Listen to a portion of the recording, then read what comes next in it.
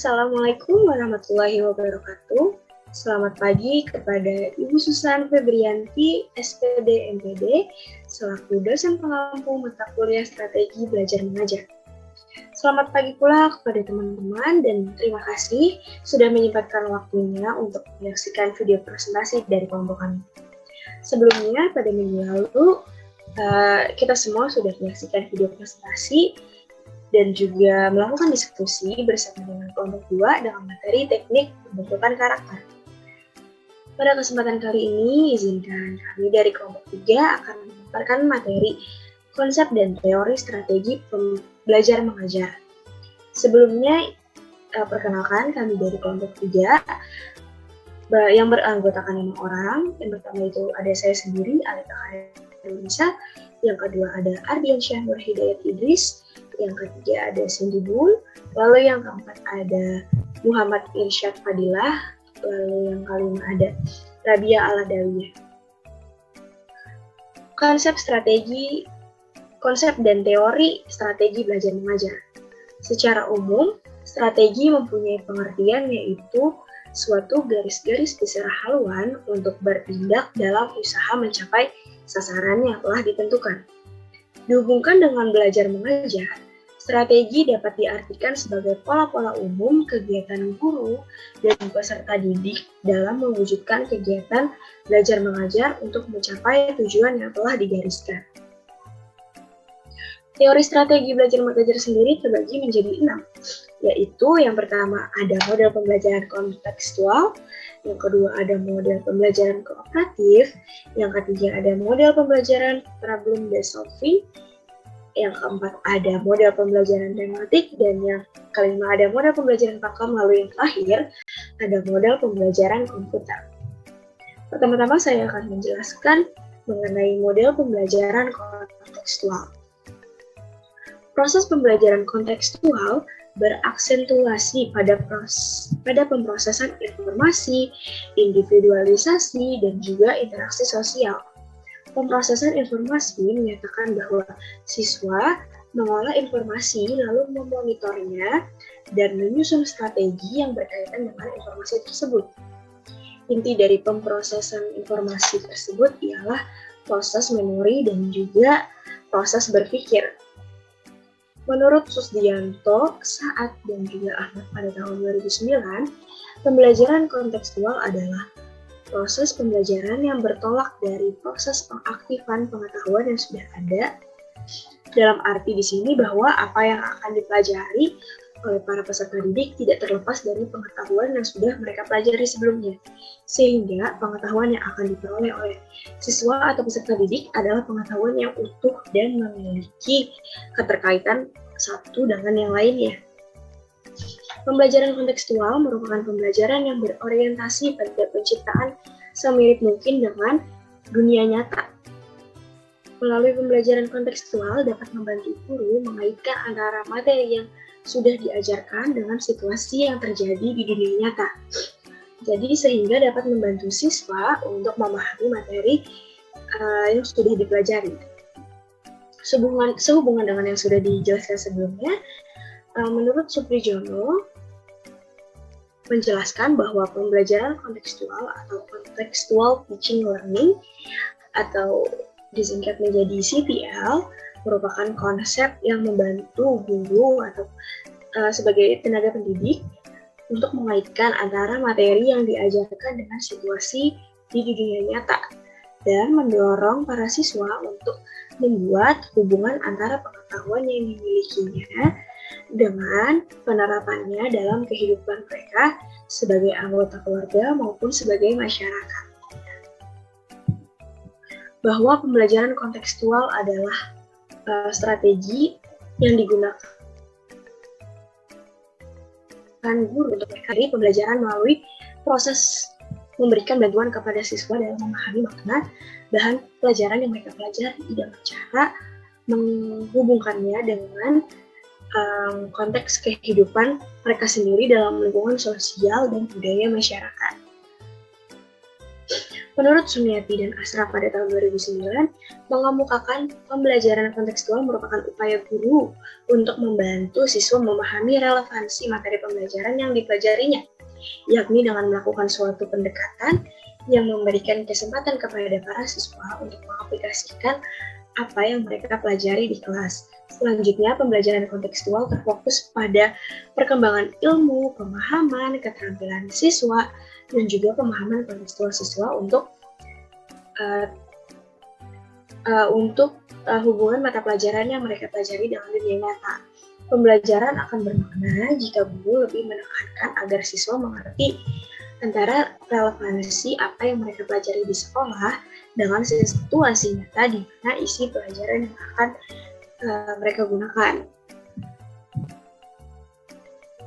Jadi dapat disimpulkan bahwa pembelajaran kontekstual mengutamakan pada pengetahuan antara pengetahuan dan juga pengalaman di dunia nyata. Berpikir tingkat tinggi, berpusat pada siswa aktif, kritis, kreatif, memecahkan masalah, siswa belajar menyenangkan, mengasyikkan, tidak membosankan, dan menggunakan berbagai sumber belajar. Pembelajaran kontekstual memiliki beberapa prinsip dasar. Adapun prinsip-prinsip dalam pembelajaran kontekstual menurut Suprijono pada tahun 2019. Yang pertama itu ada saling ketergantungan. Saling ketergantungan di sini artinya prinsip ketergantungan merumuskan bahwa kehidupan ini merupakan sebuah sistem atau suatu sistem yang dimana lingkungan belajar merupakan sistem yang mengintegrasikan berbagai komponen pembelajaran dan komponen tersebut saling mempengaruhi secara fungsional. Lalu yang kedua ada diferensiasi. Diferensiasi di sini merujuk pada entitas-entitas yang beraneka ragam dari realitas kehidupan di sekitar siswa. Keanekaragaman mendorong berpikir kritis siswa untuk menunjukkan hubungan di antara entitas-entitas yang beraneka ragam itu. Siswa dapat memahami makna bahwa perbedaan itu merupakan sebuah rahmat. Lalu yang ketiga itu ada pengaturan diri. Artinya prinsip ini mendorong pentingnya siswa untuk mengeluarkan seluruh potensi yang mereka miliki. Lalu ketika siswa menghubungkan materi akademik yang sudah dipelajari dengan konteks kehidupan pribadi yang sudah mereka alami, lalu siswa terlibat dalam kegiatan yang mengandung prinsip pengaturan diri itu sendiri. Sekian pemaparan yang dapat saya sampaikan. Untuk penjelasan selanjutnya dilanjutkan oleh rekan saya. Terima kasih. Oke, perkenalkan, nama saya Muhammad Irsad Fadila dan di sini saya akan melanjutkan presentasi sebagai berikut. Lalu selanjutnya ada komponen pembelajaran kontekstual. Di sini terdapat 7 komponen. Yang pertama, konstruktivisme, yakni mengembangkan pemikiran siswa akan belajar dengan lebih bermakna dengan cara mereka belajar sendiri, menemukan sendiri, serta mengkonstruksi sendiri pengetahuan serta keterampilan barunya. Lalu yang kedua ada bertanya, yakni mengembangkan sifat ingin tahu siswa dengan media pertanyaan. Melalui proses bertanya, siswa akan mampu menjadi pemikir yang lebih handal dan mandiri. Lalu yang ketiga ada menemukan. Menemukan merupakan bagian inti dari pembelajaran kontekstual. Pengetahuan dan keterampilan yang diperoleh siswa diharapkan bukan hanya hasil mengingat fakta yang ada, tetapi juga hasil dari menemukan sendiri. Lalu yang keempat ada masyarakat belajar, yaitu menciptakan masyarakat belajar atau dalam tanda kurung belajar dalam kelompok. Hasil belajar diperoleh dari sharing antar teman, antar kelompok maupun antara yang lebih tahu tentang suatu materi kepada seseorang yang belum tahu tentang atau belum mengerti tentang materi tersebut. Lalu yang kelima ada permodelan. Yang di sini maksudnya ada menghadirkan seorang model sebagai contoh pembelajaran. Dengan adanya model, siswa akan lebih mudah menirukan atau mengerti suatu konsep pembelajaran gitu. Pemodel tidak hanya dari guru, tetapi bisa dari orang lain ataupun siswa yang lebih mahir tentang materi tertentu. Yang keenam ada refleksi. Dilakukan pada akhir pembelajaran, refleksi merupakan upaya untuk melihat kembali atau mereorganisir kembali dan mengevaluasi kembali hal-hal yang telah dipelajari sebelumnya. Lalu yang ketujuh ada penilaian. yaitu upaya pengumpulan berbagai data yang bisa memberikan gambaran perkembangan pembelajaran siswa. Oke, selanjutnya ada penerapan pembelajaran kontekstual menurut Center for Occupational Research and Development atau CORD. Yang di sini pertama ada relating, yaitu belajar dikaitkan dengan konteks pengalaman kehidupan nyata. Yang kedua ada experiencing, yang maksudnya adalah belajar adalah kegiatan mengalami. Di sini siswa berproses secara aktif dalam hal yang dipelajari serta melakukan upaya eksplorasi terhadap hal tersebut. Lalu selanjutnya ada applying, yang mana di sini belajar menekankan pada proses pendemonstrasian atau praktik pengetahuan yang dimiliki serta pemanfaatannya. Lalu selanjutnya ada cooperating. Di sini belajar merupakan proses kolaboratif dan kooperatif melalui belajar berkelompok, komunikasi interpersonal, atau hubungan intersubjektif. Yang terakhir ada transferring, yang mana belajar menekankan pada terwujudnya kemampuan memanfaatkan pengetahuan dalam situasi atau konteks baru. Oke, selanjutnya ada model pembelajaran kooperatif. Dan sebelumnya, mari kita bahas apa itu pengertian dari model pembelajaran kooperatif. Menurut Slavin tahun 1994, mengatakan bahwa model pembelajaran kooperatif adalah suatu model pembelajaran di mana para siswa bekerja dalam kelompok-kelompok kecil untuk saling membantu satu sama lainnya dalam mempelajari suatu materi. Lalu menurut Johnson & Johnson sendiri, pada tahun 1987 menyatakan bahwa pengertian model pembelajaran kooperatif yaitu mengelompokkan siswa di dalam kelas ke dalam suatu kelompok yang lebih kecil lagi, agar siswa dapat bekerja sama dengan kemampuan maksimal yang mereka miliki dan mempelajari satu sama lain dalam kelompok tersebut. Lalu menurut Lie sendiri, pada tahun 2008 menyatakan bahwa model pembelajaran kooperatif merupakan sistem pembelajaran yang memberi kesempatan kepada siswa untuk bekerja sama dengan sesama siswa dalam mengerjakan tugas-tugas dengan lebih terstruktur. Dari beberapa definisi tersebut, dapat kita ketahui kalau pembelajaran kooperatif ini merupakan salah satu pembelajaran yang efektif dengan cara membentuk kelompok-kelompok kecil untuk saling agar para siswa bekerja sama, berinteraksi, serta bertukar pikiran dalam proses belajarnya. Selanjutnya ada unsur-unsur dari pembelajaran kooperatif.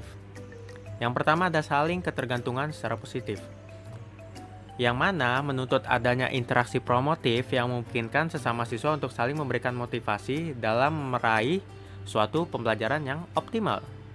Yang kedua ada tanggung jawab perseorangan, yang mana ini ditujukan untuk mengetahui penguasaan siswa terhadap suatu materi secara individual, yang mana hasil penilaian nanti akan diberitahukan oleh guru kepada kelompok, yang mana itu memberitahu mana orang yang memerlukan bantuan dan mana orang yang bisa memberikan bantuan untuk mengajari suatu materi tertentu. Yang ketiga ada interaksi tatap muka, yang mana ini menuntut para siswa dalam kelompok untuk saling bertatap muka sehingga mereka dapat melakukan dialog tidak hanya dengan guru, tetapi juga dengan sesama teman antar kelompok.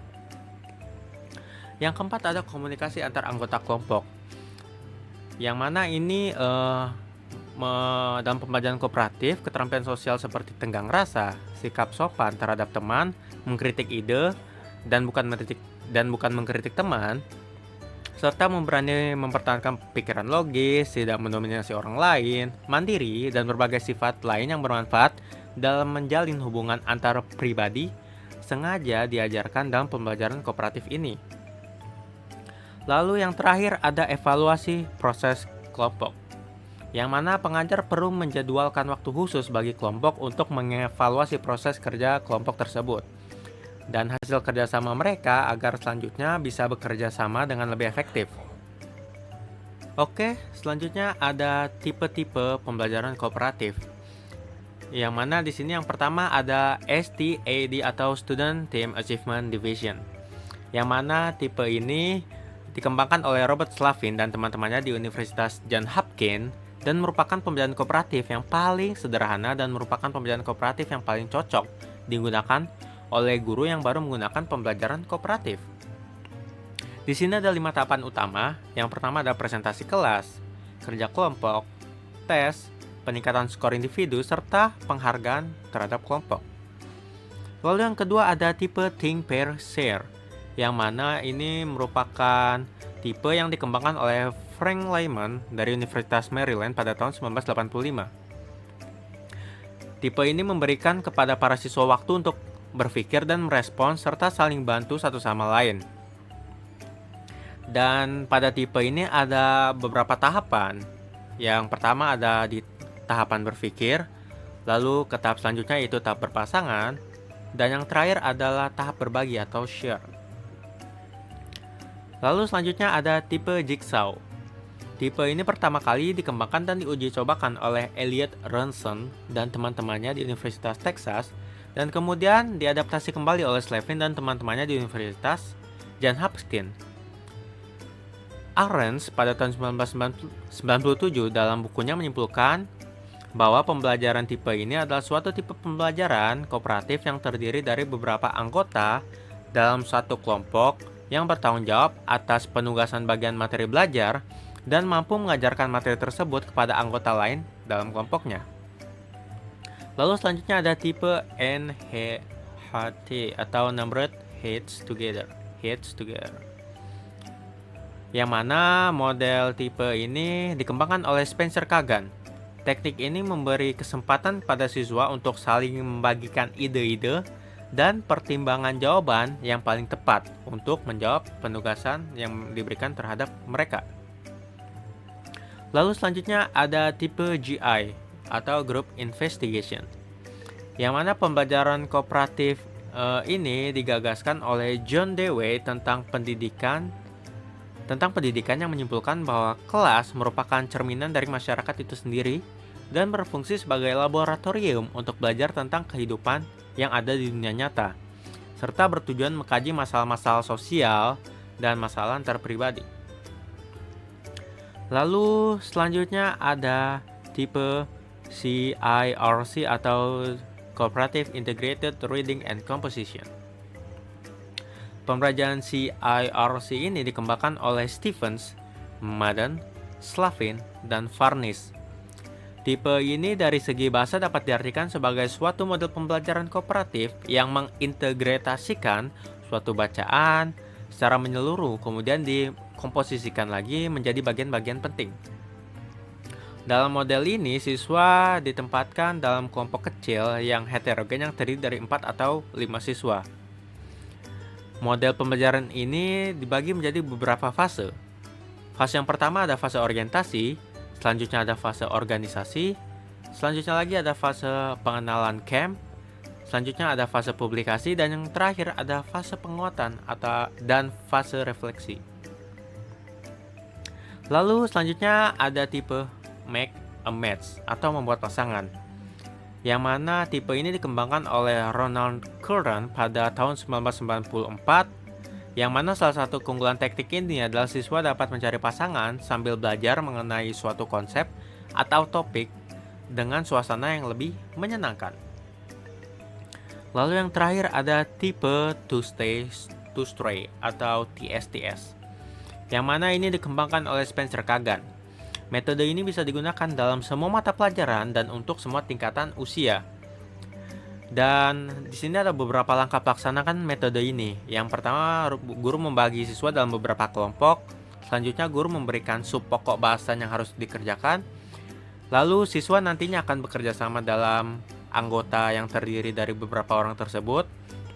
Lalu setelahnya, 2 orang dari masing-masing kelompok akan meninggalkan kelompoknya untuk bertamu ke kelompok yang lain, dan 2 orang yang tinggal sisanya ini dalam kelompok bertugas membagikan hasil kerja dan informasi mereka ke tamu mereka, dan tamu dari kelompok lain itu dimohon kembali ke kelompok mereka sendiri dan melaporkan temuan mereka dari kelompok yang lainnya. Kelompok mencocokkan dan membahas hasil kerja mereka. Yang terakhir, masing-masing kelompok akan mempresentasikan hasil dari kerja mereka. Terima kasih kepada rekan saya Muhammad Irsyad Fadila, dan pada kali ini saya Cindy Bun dengan NIM 17076190012 akan melanjutkan presentasinya, yaitu mengenai model pembelajaran problem based solving. Nah, sebelum kita mengetahui apa itu model pembelajaran problem based solving, alangkah baiknya kita mengetahui dulu nih, problem solving itu apa sih? Nah, jadi menurut Hamalik dalam bukunya pada tahun 1994 pada halaman 151, problem solving adalah suatu proses mental dan intelektual dalam menemukan masalah dan memecahkan berdasarkan data dan informasi yang akurat, sehingga dapat diambil kesimpulan yang tepat dan cermat. Nah, jadi problem solving itu yaitu suatu pendekatan dengan cara problem identification untuk ke tahap sintesis, kemudian dianalisis, yaitu memilah seluruh masalah sehingga mencapai tahap application. Selanjutnya, comprehension untuk mendapatkan solution dalam penyelesaian masalah tersebut. Nah, masuk ke dalam pengertian model pembelajaran based solving ya. Nah, menurut Howard Barrows and Kelsen, pembelajaran based solving adalah kurikulum dan proses pembelajaran. Nah, di dalam kurikulumnya itu dirancang masalah-masalah yang menuntut siswa mendapatkan pengetahuan yang sangat penting yang membuat para siswa tuh mahir dalam memecahkan suatu masalah dan memiliki strategi belajar sendiri serta berpartisipasi dalam tim. Nah, proses pembelajarannya itu menggunakan pendekatan sistematik untuk memecahkan atau menghadapi tantangan yang nanti diperlukan dalam kehidupan sehari-hari. Nah, jadi pembelajaran based solving itu adalah model pembelajaran yang sangat menekankan pada pemberian masalah yang berhubungan dengan kehidupan sehari-hari kepada siswa, kemudian siswa secara berkelompok dapat mencari alternatif solusi dalam menyelesaikan masalah tersebut. Nah, bisa di next slide. Oke, di slide kali ini saya akan menjelaskan mengenai tujuan pembelajaran problem based solving. Nah, ini tuh di sini dipaparkan menurut Ibrahim dan Nur pada bukunya tahun 2002 halaman 242 yang mengemukakan tujuan problem based solving, yaitu yang pertama, dapat membantu siswa mengembangkan kemampuan berpikir dan memecahkan masalah, dan yang kedua, belajar berbagai peran orang dewasa melalui pelibatan mereka dalam pengalaman nyata, dan yang terakhir yaitu menjadi para siswa yang otonom. Nah, selanjutnya saya di slide selanjutnya akan menjelaskan mengenai langkah-langkah pembelajaran problem based solving yang diambil menurut John Dewey dalam Wina Sanjaya pada tahun 2006 halaman 217. Yang pertama yaitu merumuskan masalah. Nah, merumuskan masalah di sini yaitu dapat menentukan masalah yang dipecahkan, dan yang kedua yaitu menganalisis masalah, yang dimana di sini langkah siswa dapat meninjau masalah secara kritis dari berbagai sudut pandang.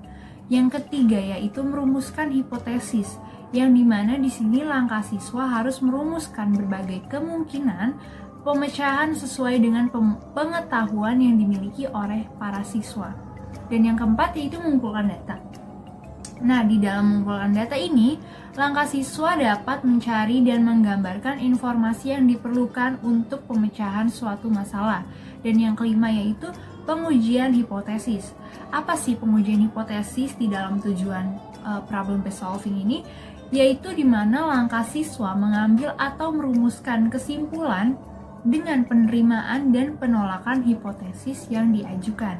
Dan yang terakhir, ini yang terakhir tujuannya yaitu merumuskan rekomendasi pemecahan masalah, yang dimana di sini tuh langkah siswa menggambarkan rekomendasi yang dapat dilakukan sesuai rumusan hasil pengujian hipotesis dan rumusan kesimpulan. Nah, karena tadi kita sudah mengetahui dari A sampai Z, meskipun belum ZZ banget mengenai pembelajaran problem based solving. Nah, pada kali ini bisa di next slide kita akan mempelajari mengenai model pembelajaran tematik.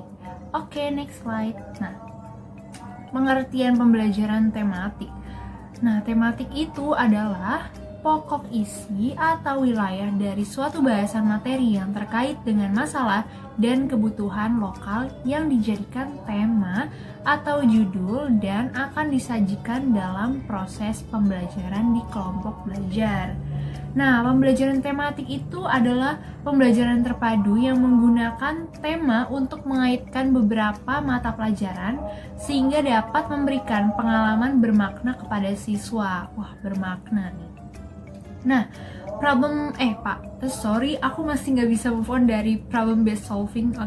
Pembelajaran tematik itu merupakan bentuk yang akan menciptakan sebuah pembelajaran terpadu yang akan mendorong keterlibatan siswa dalam belajar, membuat siswa aktif, terlibat dalam proses pembelajaran, dan menciptakan situasi pemecahan masalah sesuai dengan kebutuhan siswa.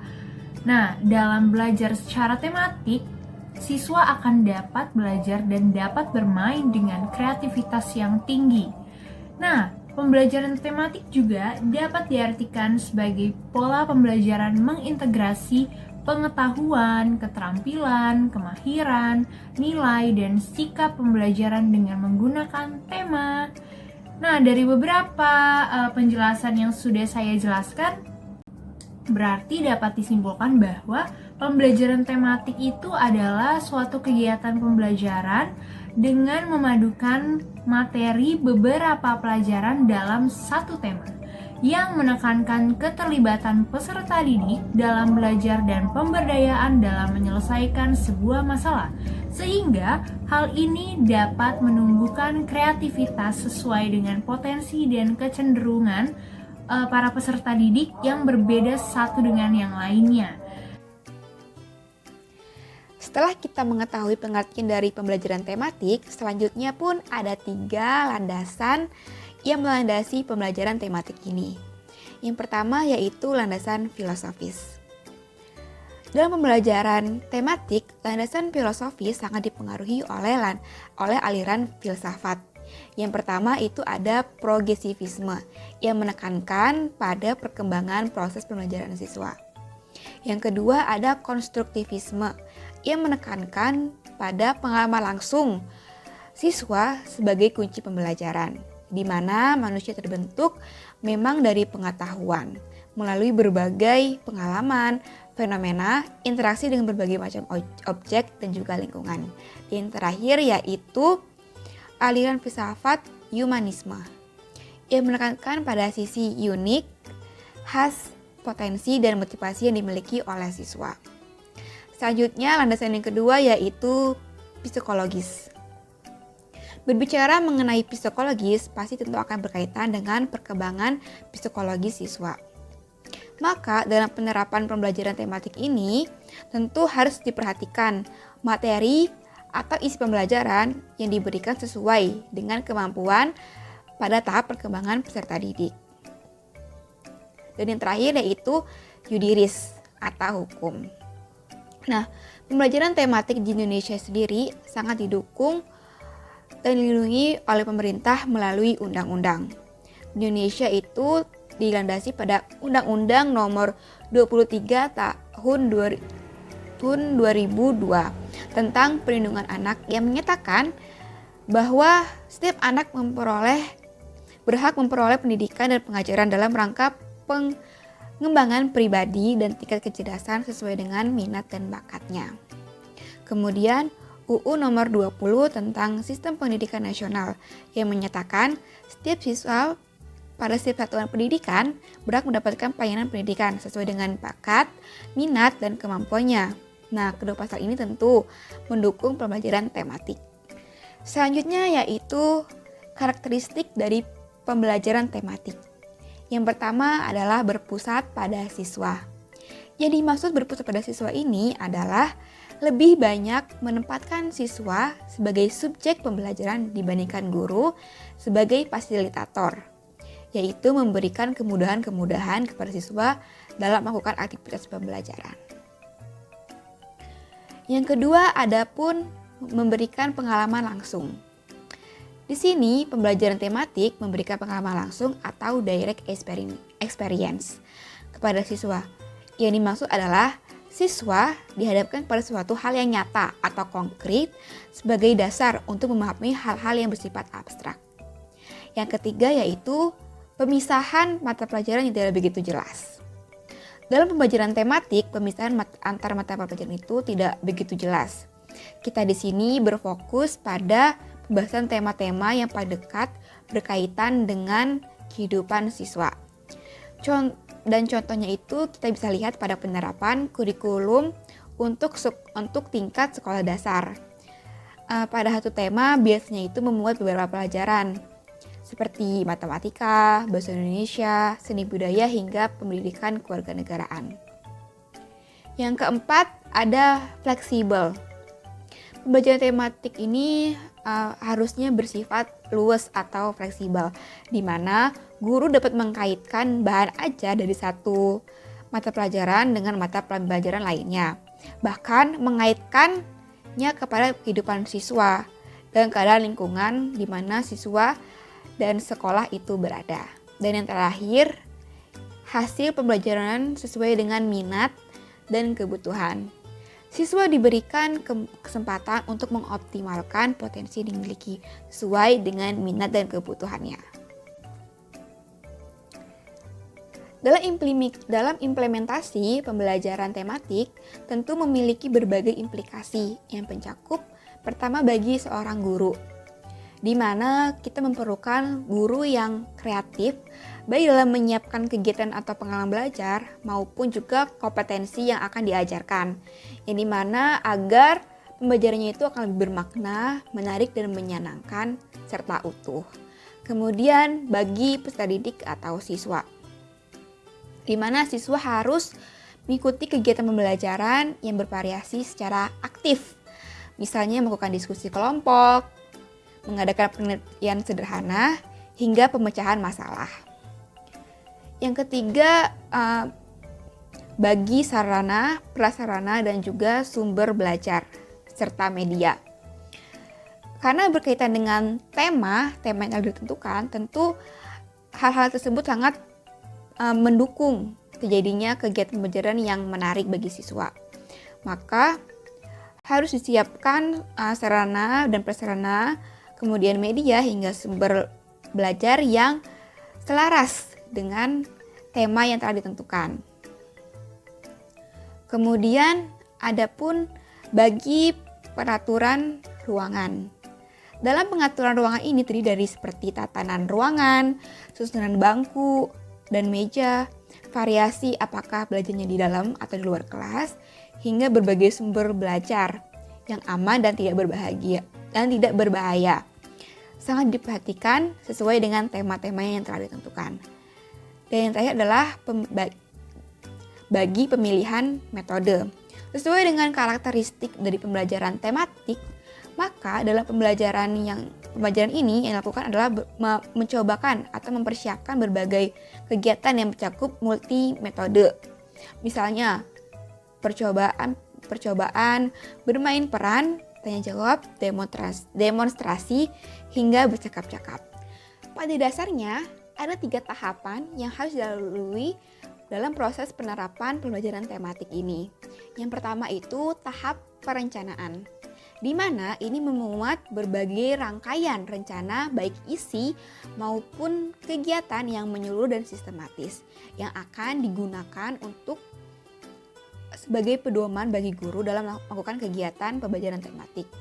Dalam tahap perencanaan ini, guru dan berbagai civitas sekolah harus saling bekerjasama dalam menentukan tema dan juga memilih sumber-sumber pembelajaran agar selaras dengan tema yang telah ditentukan. Yang kedua ada tahapan pelaksanaan yang terbagi menjadi 3. Ada kegiatan pembuka yang biasanya di sini diisi dengan apersepsi atau kegiatan pemanasan. Kemudian inti yaitu berfokus pada kegiatan-kegiatan yang diarahkan untuk pengembangan kemampuan membaca, menulis, berhitung bagi peserta didik. Dan yang ketiga yaitu dan terakhir adalah tahapan kegiatan penutup. Ya, di mana di sini peserta didik harus mengungkapkan hasil pembelajaran. Maka kita di sini sebagai guru harus dapat mengajar dan bertugas menyimpulkan hasil pembelajaran dengan mengedepankan pesan-pesan moral yang terdapat pada setiap materi pembelajaran. Dan yang terakhir adalah tahapan evaluasi. Dalam tahap evaluasi ini terbagi menjadi dua penilaian, yaitu penilaian proses dan juga penilaian hasil. Guna memperoleh kedua nilai ini, guru diharapkan dapat mengetahui pencapaian indikator yang telah ditetapkan, memperoleh umpan balik sehingga dapat mengetahui hambatan yang terjadi dalam pembelajaran maupun efektivitas pembelajaran. Kemudian, memperoleh gambaran yang jelas tentang perkembangan, pengetahuan, keterampilan, dan juga sikap peserta didik. Dan menjadikan acuan dalam menentukan rencana tindak lanjut seperti remedial, pengayaan, dan juga pemantapan. Selanjutnya, pemaparan mengenai model pembelajaran pakem akan dilanjutkan oleh rekan saya. Terima kasih. Di sini saya Ardiansyah Nuhidayat Idris dengan NIM 17076-19009 izin melanjutkan dari apa yang telah rekan saya paparkan. Dalam pembelajaran pakem, kita harus mendorong kesuksesan anak untuk mempunyai kemauan dan kemampuan dalam pembelajaran. Setiap kegiatan belajar mengajar merupakan kesempatan besar untuk merubah kognitif anak mengenai diri mereka sebagai pelajar dan merangsang keinginan bahwa mereka untuk belajar. Dalam pembelajaran pakem, ada beberapa hal yang harus diperhatikan dalam pelaksanaannya. Dan hal-hal tersebut ialah sebagai berikut. Yang pertama, memahami sifat yang dimiliki anak. Pada dasarnya, anak memiliki sifat rasa ingin tahu dan berimajinasi. Oleh karena itu, kita sebagai tenaga pendidik harus memfasilitasi dan membimbing mereka agar dapat membantu dari rasa keingintahuan mereka dan imajinasi mereka dalam pembelajaran yang nantinya akan mereka hadapi. Selanjutnya, yang kedua, mengenal anak secara perorangan.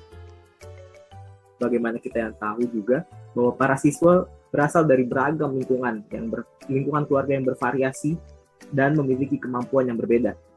Dalam pembelajaran pakem, yakni pembelajaran aktif, kreatif, efektif, dan menyenangkan, perbedaan individual perlu diperhatikan dan harus tercermin dalam kegiatan pembelajaran. Yang ketiga, memanfaatkan perilaku anak dalam pengorganisasian belajar. Sebagai makhluk sosial, anak sejak kecil secara alami bermain berpasang-pasangan atau berkelompok dalam bermain. Perilaku ini dapat dimanfaatkan dalam pengorganisasian belajar. Sebagai contoh, dalam pembelajaran pakem ini, nantinya kita bisa menjadikan beberapa anak peserta didik dalam sebuah kelompok untuk melakukan kegiatan belajar ataupun berpasang-pasangan juga bisa. Yang keempat, mengembangkan kemampuan berpikir kritis, kreatif, dan kemampuan pemecahan masalah. Pada dasarnya, hidup merupakan adalah suatu jalan yang harus kita pecahkan terhadap masalah-masalah yang ada. Hal ini memerlukan kemampuan berpikir kritis dan kreatif. Anak sebagai peserta didik harus memiliki kemampuan kritis. Kemampuan kritis itu apa? Kemampuan kritis tersebut digunakan untuk menganalisis sebuah masalah yang nantinya mereka akan hadapi. Dan kemampuan kreatif yakni untuk melahirkan alternatif dari sebuah pemecahan masalah tersebut. Yang kelima, mengembangkan ruang kelas sebagai lingkungan belajar yang menarik. Dalam pembelajaran pakem, sebagaimana kita tahu, ada 4 pilar utama, yakni pembelajaran aktif, kreatif, efektif, dan menyenangkan. Oleh karena itu, harus adanya ruang-ruang kelas yang dijadikan sebagai wadah untuk pembelajaran yang kepada peserta didik agar mereka dapat merasa pembelajaran tersebut dapat menarik dan juga dapat menyenangkan. Yang keenam, memanfaatkan lingkungan sebagai sumber belajar. Lingkungan di sini bisa berupa lingkungan fisik, sosial, dan budaya. Lingkungan-lingkungan tersebut sangat baik dan sangat kaya untuk bahan belajar anak-anak. Yang ketujuh, memberikan umpan balik yang baik. untuk meningkatkan kegiatan belajar. Mutu hasil belajar akan meningkat apabila terjadi interaksi dalam belajar. Pemberian umpan balik dari guru kepada siswa merupakan salah satu bentuk interaksi antara guru dan siswa. Umpan balik hendaknya lebih mengungkapkan kekuatan daripada kelemahan seorang siswa. Yang kedelapan, membedakan antara aktif fisik dan aktif mental. Banyak guru yang sudah merasa puas apabila menyaksikan para siswa kelihatan sibuk bekerja dan bergerak. Padahal bisa saja beberapa siswa tersebut sejatinya dalam mental mereka tidak aktif seperti layaknya fisik mereka. Selanjutnya, ada model pembelajaran komputer. Menurut Wena tahun 2011, pada halaman 203, mengatakan bahwa pembelajaran berbasis komputer merupakan pembelajaran yang menggunakan komputer sebagai alat bantu dalam pembelajaran tersebut. Dalam pembelajaran berbasis komputer, ada beberapa prinsip-prinsip yang harus kita jadikan acuan, yang mana prinsip-prinsip tersebut diambil dari menurut Warta Adimaparna, yakni sebagai berikut. Yang pertama, ada aktif. Di sini berarti memungkinkan siswa dapat terlibat aktif oleh adanya proses belajar yang menarik dan bermakna. Yang kedua, konstruktif. Konstruktif di sini berarti memungkinkan siswa dapat menggabungkan ide-ide baru ke dalam pengetahuan yang telah dimiliki sebelumnya untuk memahami makna atau keingintahuan mereka dan keraguan yang selama ini ada di dalam benak mereka. Ketiga, kolaboratif.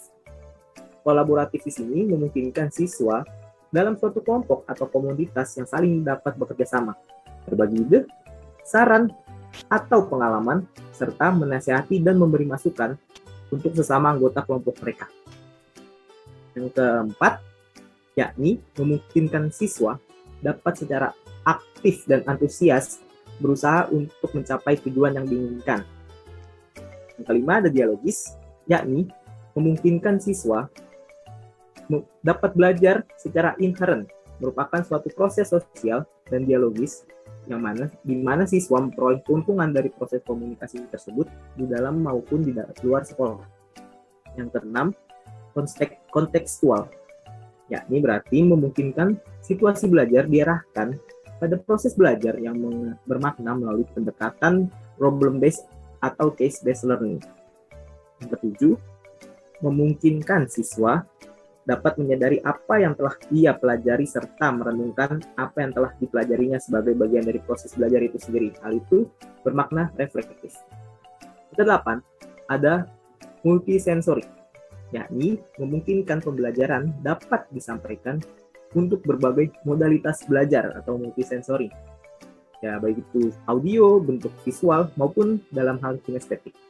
Nah, yang kesembilan itu ada HOTS atau High Order Thinking Skill, yakni berarti memungkinkan untuk melatih kemampuan berpikir secara tingkat tinggi. Contohnya, menjadi seperti problem solving, pengambilan keputusan, dan lain sebagainya. Serta secara tidak langsung juga meningkatkan komputer dan media literasi. Berikut adalah beberapa referensi yang dijadikan kelompok 3 sebagai bahan bahasan di dalam makalah ataupun di dalam presentasi ini.